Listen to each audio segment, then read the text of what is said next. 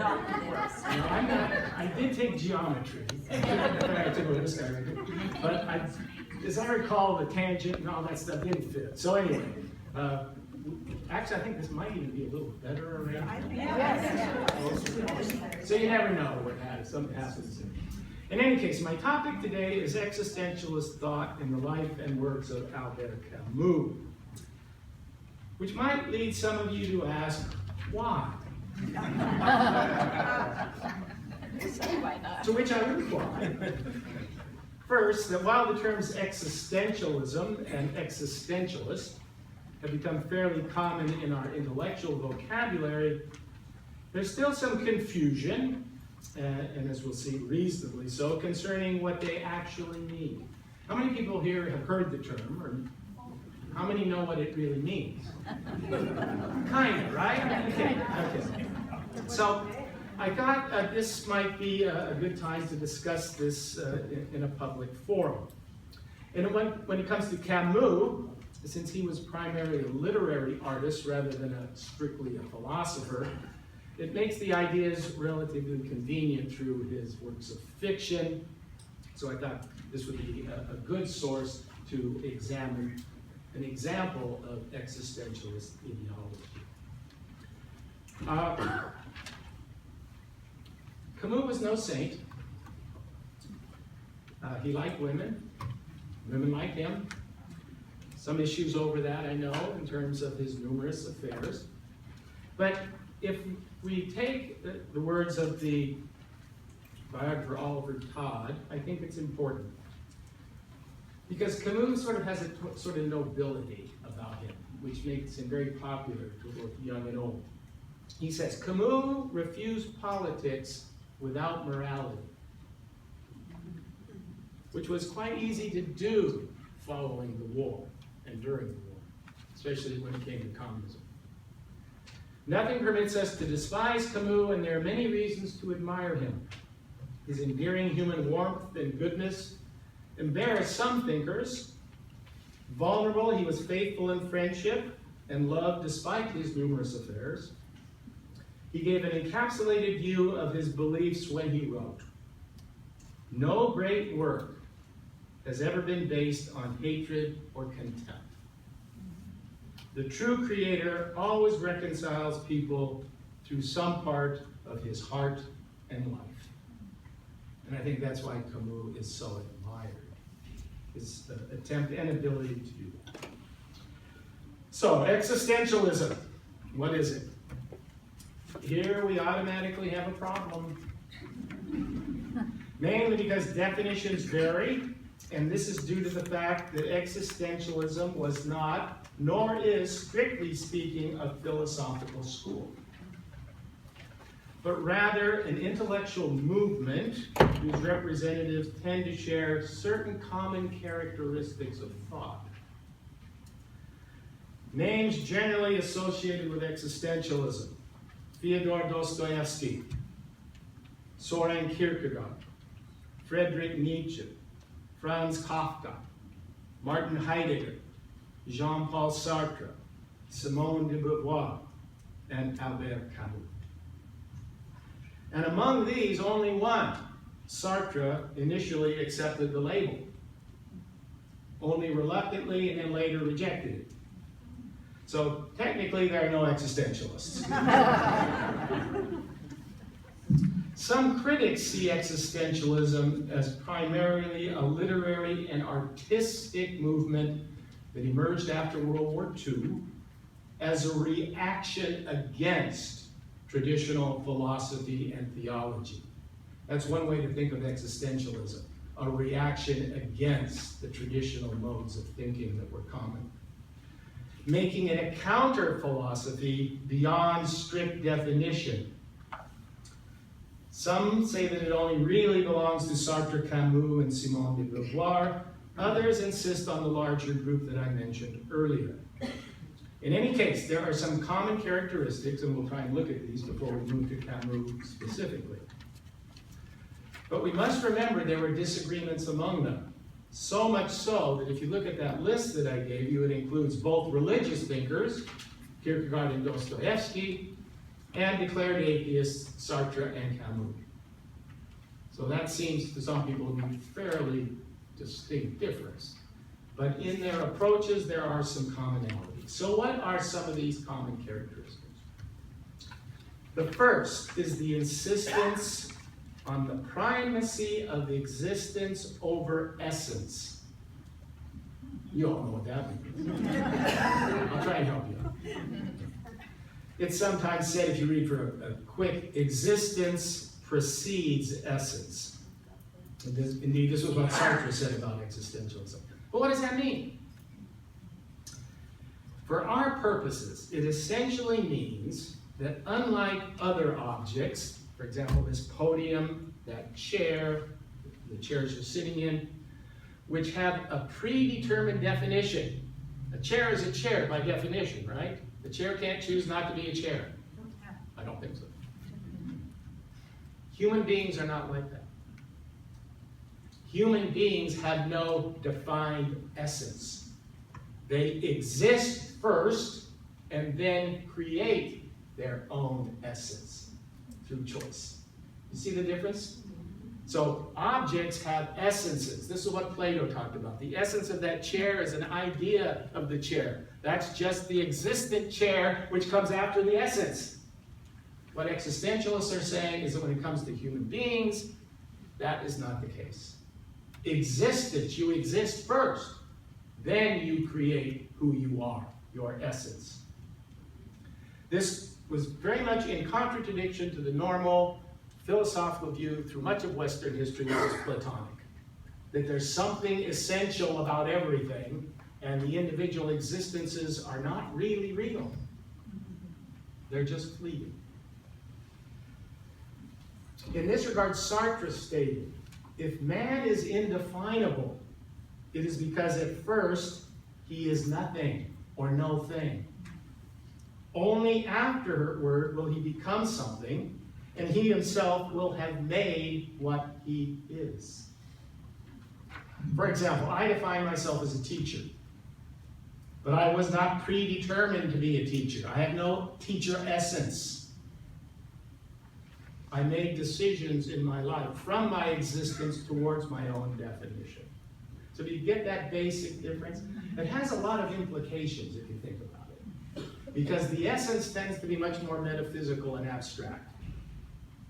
Existentialists want to focus on the concrete, the existent individual, not the abstract man with his rational soul, but the suffering, irrational man of existence. Great emphasis is thus placed on human freedom. And its correlate, responsibility. If you define who you are, then you're responsible for that definition.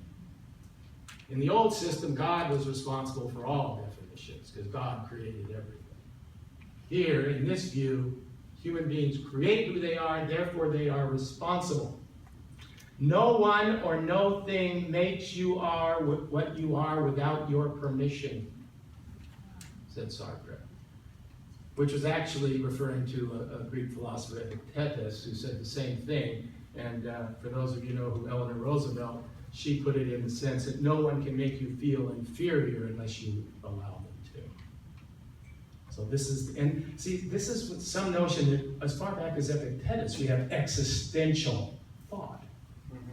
It's not something that suddenly appears, but it gets an emphasis after the war. So, in consequence, individuals create the meaning of their own lives. Meaning is not given from any outside source. If there's meaning, and Camus will deny that there is cosmic meaning, if there's meaning at all, where does it come from? You've got to make it. Man, woman have to create their own meaning, which is scary. I'll get to freedom later. We all think we like freedom? Wait till we get to it.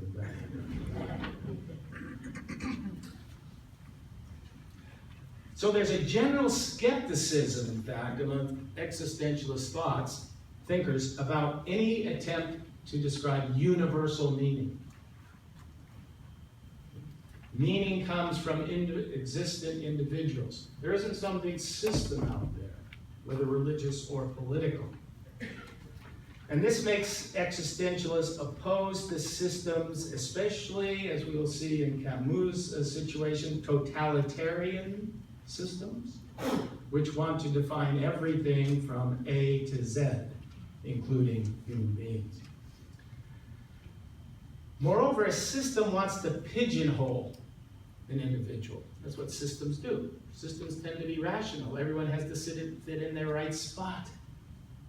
Existentialists rebel against that notion. There is no right spot for me to be pigeonholed into. Thus, Walter Kaufmann described existentialism as the refusal to belong to any school of thought, the repudiation of the adequacy of any body of beliefs whatever, especially systems that are marked by traditional philosophy, which are superficial and dead. Third, and by the way, that anti-system, that's why Kierkegaard opposed Hegel. Hegel had developed this great system of history that could explain everything. All the contradictions fit in through the dialectic. Kierkegaard said, well, I can't swear here, David. Baloney. That's abstract thought. That's not life. That's not how we live. Third, recognition of the absurdity of the human condition. Existence cannot be encompassed by reason. Reason cannot explain the human condition, according to existentialists. There are just too many examples of things that happen in this life that don't fit into a decent, rational pattern. Many of you may have experienced some yourself. In fact, this is one reason that William Barrett's classic work on existentialism was entitled Irrational Man, which if you need an introduction to existentialism, that is a great read. Irrational Man. This notion was expressed by Kierkegaard in a work of his called Repetition, where his literary character, who's named Young Man, laments, how did I get into the world? You ever ask yourself that question? Why was I not asked? And why was I not informed of the rules and the regulations? But thrust into the ranks as if I had bought a peddling shengler of human beings. How did I get involved in this big enterprise called actuality? Why should I be involved? Isn't it a matter of choice? Where's the manager? I have something to say about this. Is there no manager? To whom shall I make my complaint? Later, Martin Heidegger coined this notion of suddenly finding that you exist as thrownness. We are thrown into existence from who knows where. But suddenly we find ourselves existing. And then we had to make decisions based on these situations, many of which are irrational. And they're irrational because of contingency. Contingency means something that happens that isn't necessarily reasonable or under your control. Why are most of you not Hindus? I assume that. I haven't taken a survey. I know there are some, but why are most of you not Hindus? Because of the contingencies of the fact that you were born here rather than in India as I was, which is a great advantage, by the way. I'm on my last incarnation. But those contingencies, which we often don't even think about. Why are you who you are? Have you? Existentialists recognize this situation. It's absurd. And all absurd means is non-rational. It doesn't fit into a rational system. Kierkegaard, the great religious thinker, thought that existence was absurd. From there, he jumped into faith. But he still thought existence was absurd. That's why you can have both religious and atheistic existentialists. as we will shortly see, Camus believed that society and religion falsely teach that the world has rational order and structure. Societies need to do that. Why? To maintain some sense of order and structure. But what he would say is it's all what he called an absurd collection of creative thought. We have created all these things. They're not essences that come to us. The idea of absurd, has anybody here read Metamorphosis by Franz Kafka? That's where you can see the notion of absurdity. One morning, Gregor Samsa wakes up and finds that he's turned into a giant insect and is seen by the world around him as vermin.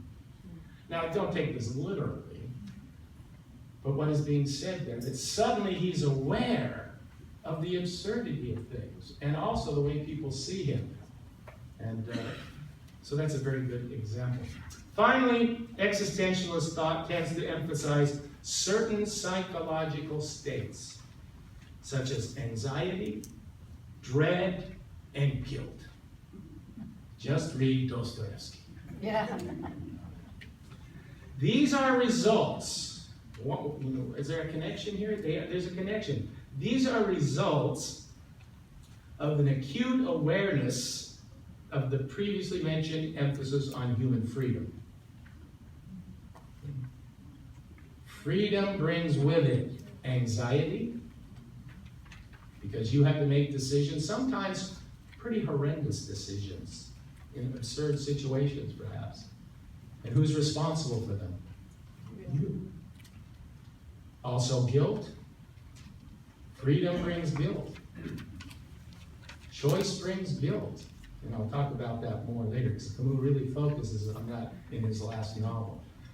But it's not because these guys just want to be melancholy. They see this as a definite part of the human condition related to freedom. If you're not free, there's no anxiety, there's no guilt. That's why a lot of people don't want to be free. Why a lot of people buy into totalitarian systems where someone tells them what to do. It's easier. Tell me who I am. Tell me what to do. I'll do it. End the game. That's not how the existentialists see it. Authenticity requires that you recognize that freedom and all those other things that come with it.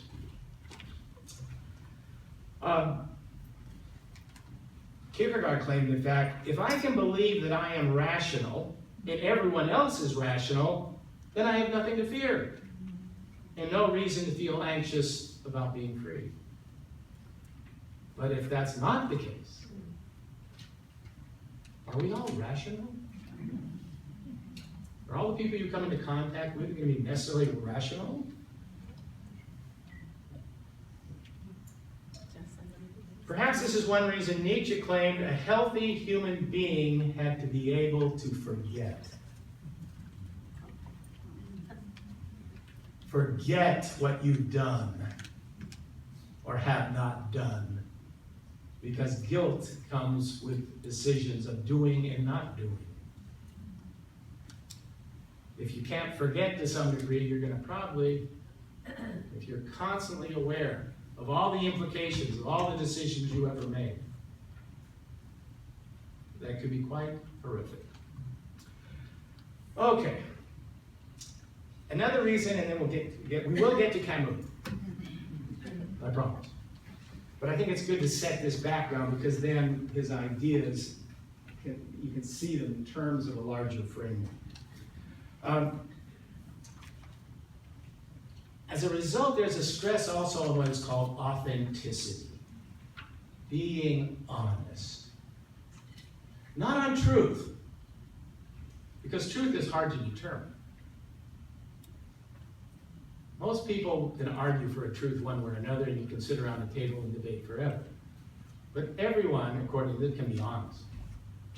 Honesty isn't something that requires external verification. This honesty also leads to these deeper, negative, melancholy thoughts at times. You know, if you have a really deep friend and a good friend, you want to talk deeply. Often it's not about everything that's great and wonderful and rational, and the Dodgers look like they're going to go to World and they're going to get beat by the Cardinals again. I'm a Giants fan. We let you have it every, we only take it every other year. In any case, in her book, Iris Murdoch expressed this when she wrote, and I think this is good.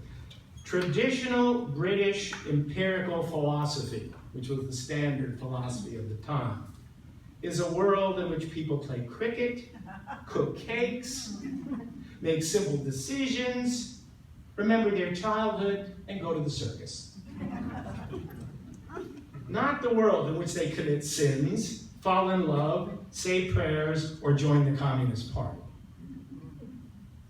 Those are the more existential side of things. And people were looking at this philosophy. The philosophy didn't match reality. That's what it came down to, especially after 2 world wars, when suddenly history didn't seem to be quite so rational. Okay, so with that brief and no doubt incomplete explanation, let's turn to Albert Camus. Born November 7th, 1913, in Mondovi, Algeria, to a French-Algerian secular family. Grew up in poor conditions in the Belcourt section of Algiers. As a young boy, he loved football, not that, soccer. And that was one of his passions throughout his life. In 1923, he was accepted into the lycée, the French public school system, later went on to the University of Algiers. But in 1930, he contracted tuberculosis. And this would appear periodically throughout his life. It would set him back on a number of occasions. Forced him to study part-time initially. He took jobs, completed the equivalent of a BA in philosophy, and then in 1936 presented a master's thesis on Plotinus, who was a 3rd century Neo-Platonist thinker.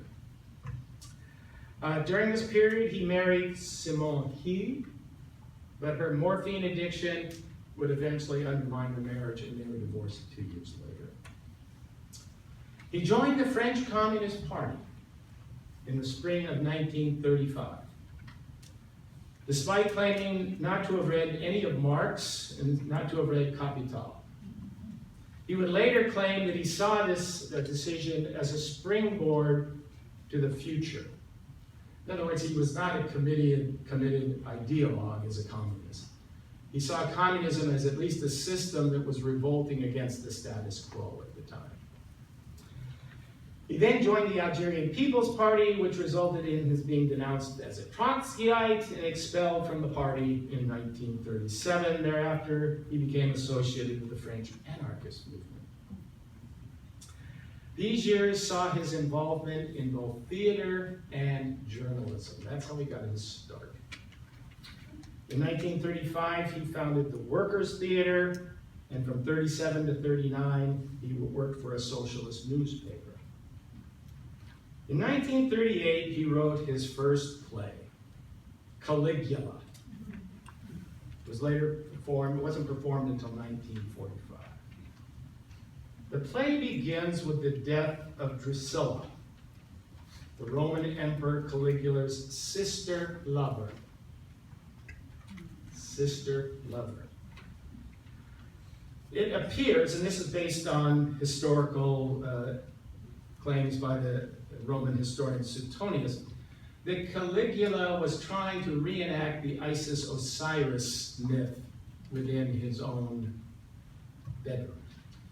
His sister became the Isis to his Osiris. So when the play opens, she dies. And it's a turning point in Caligula's life, because at this point he comes to realize, quote, men die and they are not happy. He thus experiences what Camus will later refer to as the absurdity of the human condition. He has realized the meaninglessness of the world and wants to make everyone else aware of it. I've seen it, and now it's my duty to let you know just how absurd it is. So what Nietzsche might later call ressentiment. So he begins to act out in very absurd ways. And we know this is historically accurate. Whether it's from Camus' perspective or not, it's another question. He starts doing some very strange things, like giving awards of merit to the most times you have visited the emperor's brothel. Making his horse a senator. Actually.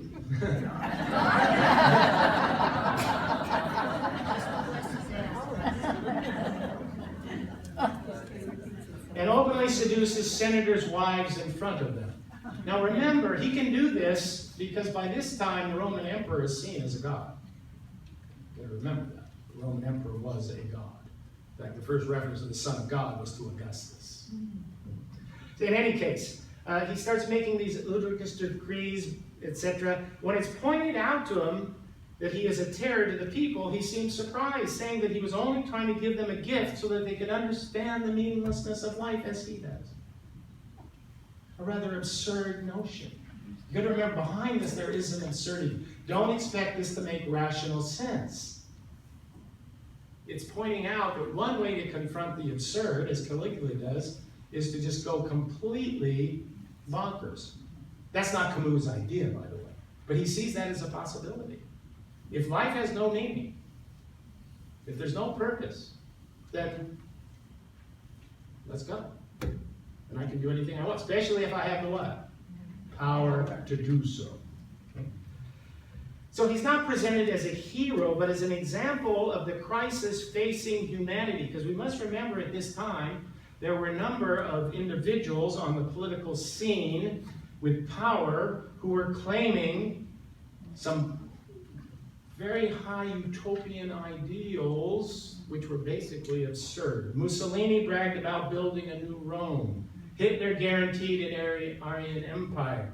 Stalin assured the necessity of purges in creating his utopia. Is a purge rational?